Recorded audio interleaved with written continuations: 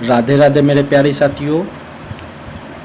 भगवान हमारे साथ वो चीज़ नहीं करते जो हमें अच्छा लगता है, बल्कि वो चीज़ करते हैं जो हमारे लिए अच्छा होता है।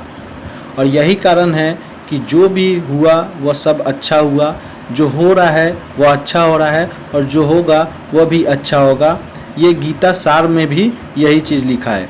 तो आज हम चलिए कहानी के माध्यम से जानते हैं कि कैसे ये सब लाइन सत्य है और प्रत्येक व्यक्ति पे ये लागू होता है।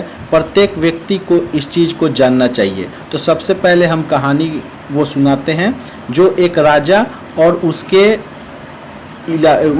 जो सैनिक थे, बहुत जो उसके सेनापति था, और एक महात्मा का कहानी है। इस कहानी को लास्ट तक जरूर सुनिएगा। तो एक ज़माने में एक राजा हुआ करते थे, और उस राजा के एक सेनापति था जो उसका परम प्रिय था, और उसका चापलूसी भी बहुत ज़्यादा वो करता था। एक बार की बात है कि राजा अपने खाने के लिए एक सेव को काट रहे थे। उसी समय एक वहाँ पे फकीर आया, महात्मा आए, और उस राजा को वहाँ पे उनके दरबार में आए, पहुँचे जब वो फल काट रहे थे। फल काटते समय राजा के हाथ से चाकू फिसल जाने के कारण उसकी एक उंगली कट गई। कटने के बाद वो महात्मा के मुंह से जैसे ही उंगली कटी और राजा चिल्लाए, उसी समय महात्मा के मुंह से निकल गया कि जो हुआ वो अच्छा हुआ, जो हो रहा है वो भी अच्छा हो रहा है, और जो होगा वो भी अच्छा होगा। ये सुन के राजा को बहुत गुस्सा आया।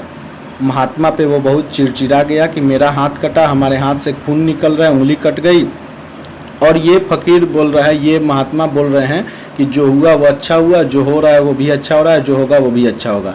इनको हमारे दर्द की थोड़ी सी भी रहम नहीं है। और उसी समय जो उनके प्रिय सेनापति थे वो राजा से बोल रहे हैं, ओह राजा की हाथ कट गई, कैसे कट गई, ये वो पूरा चापलूसी किए जा रहे हैं।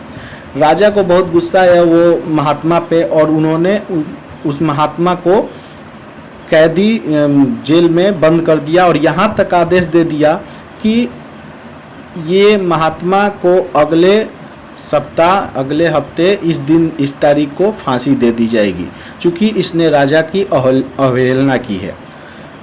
महात्मा हंसते हुए जेल में बंद हो गए। उसी दिन के कल होके राजा शिकार खेलने निकले, और उनके साथ उनके प्रिय सेनापति भी थे। देखिए, माता रानी की ऐसी कृपा होती है कि प्रत्येक व्यक्ति के जीवन में ऐसी ऐसी घटना होती है जिससे वो कुछ सीखता है। राजा के जीवन में भी घटी, उंगली कटा। सेकंड दिन वो शिकार खेलने निकले, जब जंगल में निकले, उनके साथ वो सेनापति भी था, उनका प्रिय चापलूस सेनापति। और जैसे ही वो जंगल में कुछ दूर इलाके में गए तो वहाँ पे बहुत अपने राज क्षेत्र से आगे बढ़ गए, और वहाँ पे वो एक आदिवासी क्षेत्र में चले गए, और वहाँ पे आदिवासी ने उस राजा को पकड़ लिया। पकड़ने के बाद वो चूँकि आदिवासी थे और वो मनुष्य को मार के खा जाते थे, तो उनका एक धर्म और उनके इलाके में एक प्रचलन थी कि जिस भी इंसान को वो पकड़ते थे उसकी पूजा करके और उसको पहले भोग लगा के और तब उस इंसान को वो खाते थे। प्रत्येक आदिवासी खाता था सब। तो राजा को तो पकड़ लिए, सेनापति भी पकड़ा गया। अब बात आई राजा की कि चलिए पहले इनका भोग लगाया जाए और फिर इनको खाया जाए। जैसे ही राजा को गया सब काटने, तो देखा सब कि इनका एक उंगली कटा हुआ है। अब वो आदिवासी में एक प्रचलन थी, एक कह सकते हैं उनका नियम था कि जिस भी इंसान का या जिस भी जानवर का कोई अंग या कोई चीज़ कटा हुआ हो तो उसका वो बलिदान नहीं दे देते थे, बलि नहीं चढ़ाते थे। आज भी बहुत सारे इलाके में ऐसा है भी। तो अब तो राजा उस कटे हुए अंगुली के कारण बच गए, फंस गया उनका सेनापति जो उनका चापलूस भी था। अब वो क्या हुआ कि राजा के जगह पे उस सेनापति को उन्होंने बलि दे दिया और राजा को वो मुक्त कर दिए, छोड़ दिए। राजा दौड़ते दौड़ते आए अपने महल में और सबसे पहले उस महात्मा को बुला के पैर छूके माफ़ी मांगे कि राजा बोले, महात्मा आपने सही ही कहा था कि जो हुआ वो अच्छा हुआ, जो हो रहा है वो भी अच्छा हो रहा है, जो होगा वो भी अच्छा होगा। कल मेरा जो हाथ कटा मेरे लिए अच्छा ही हुआ, ताकि केवल एक उंगली कट गया जिसकी वजह से आज हमारी जान बच गई। तो ये महात्मा का बात वो सत्य हो गया, जिससे राजा बहुत सीख पाए अपने जीवन में। तो यही कारण है दोस्तों, इस कहानी से हमें यही शिक्षा मिलती है कि गीता का ये सार जो है, जो हुआ वो अच्छा हुआ, जो हो रहा है वो भी अच्छा हो रहा है और जो होगा वो भी अच्छा होगा। ये हमें यही सिखाता है कि जो भी हो रहा है हमारे जीवन में, प्रत्येक के जीवन में, वो सब ऊपर वाले की मर्ज़ी से ही हो रहा है, भगवान की मर्ज़ी से हो रहा है और वो अच्छा हो रहा है। क्योंकि भगवान कभी भी किसी का बुरा नहीं चाहते। प्रत्येक व्यक्ति को उसके मार्ग दिखाना और प्रत्येक व्यक्ति के जीवन में परम लक्ष्य को प्राप्त करना, यही परमात्मा की उद्देश्य होती है। और वो कभी किसी का बुरा नहीं चाहते, हमेशा सब किसी का भला ही वो चाहते हैं। और यही कारण है कि वो हमें वो चीज़ नहीं देते जो हमें अच्छा लगता है, वो हमें वो चीज़ देते हैं जो हमारे लिए अच्छा होता है। तो इस कहानी से हमको मालूम है, आप भी बहुत कुछ सीखे होंगे। तो कभी भी भगवान को या अपने गार्जियंस को भी दोष नहीं दीजिए और हमेशा याद रखिए कि जो हो रहा है हमारे जीवन में वो अच्छा हो रहा है। कहीं ना कहीं इसका पॉजिटिव थिंक निकल के आएगा, निगेटिव को भूल जाइए।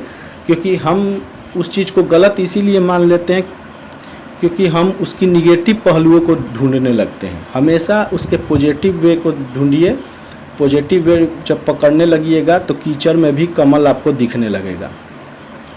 तो इस कहानी से आप बहुत कुछ सीखे होंगे। कल फिर हम नेक्स्ट वीडियो लेके आएंगे जो आपके जीवन में एक नया कहानी के माध्यम से आपका जीवन के बारे में बताएंगे। माँ आदिशक्ति की कृपा प्रत्येक पे बनी रहे। माता भवानी प्रत्येक को आशीर्वाद दे और बुद्धि दे, सद्बुद्धि दे। और दोस्तों, एक बात आपसे कहना चाहेंगे कि हमेशा अपने लाइफ में, अपने जीवन में कम से कम प्रत्येक 24 घंटा में 5 से 10 मिनट कम से कम अपने आप को जानिए। अपने आप को जानना ही परम सत्य है, परम सत्य की उपलब्धि है। महात्मा बुद्ध ने भी और बड़े बड़े ऋषि मुनि ने भी अपने आप को जाना। और जब जानिएगा तो पाइएगा कि हमारे अंदर ही भगवान है। जैसे बुद्ध ने पूरे संसार में घूमते रहे लेकिन ज्ञान की प्राप्ति नहीं हुई, लेकिन जब अपने अंदर झांके तो उनको माँ आदिशक्ति का दर्शन हुआ। शक्ति को उन्होंने देखा और उसके बाद उपदेश देना स्टार्ट किए, जो पूरे विश्व में प्रचलित हुए। स्वामी विवेकानंद भी यही किए। जितने बड़े व्यक्ति हैं वो उन्होंने अपने अंदर झांका। तो अपने आप को जानिए। इस भाग दौड़ की ज़िंदगी में कम से कम 5 मिनट अपने आप को ज़रूर समय दीजिए। अपने आप को देखिए, एकांत में बैठ के अपने आप को समझिए और देखिएगा कि आपके भी अंदर से एक थॉट, एक से एक विचार उपलब्ध क्रिएट होने लगेंगे। क्योंकि हमारा पूरा ब्रह्मांड ही इस शरीर में बसा हुआ है।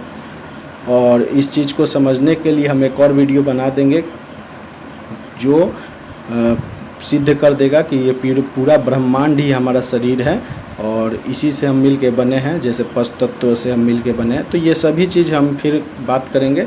तो आज इस वीडियो से आपको क्या ज्ञान मिला, क्या आप सीखे, ज़रूर कमेंट बॉक्स में बताइएगा। और चैनल को एक बार सब्सक्राइब सभी लोग कर लीजिएगा ताकि मेरा जो भी वीडियो जाए आप उसको सुन सके और उससे लाभ उठा सके। अपना जो थॉट है हमें भी शेयर कीजिएगा ताकि हम भी उससे कुछ सीख सके। हमें सुनने के लिए बहुत बहुत धन्यवाद।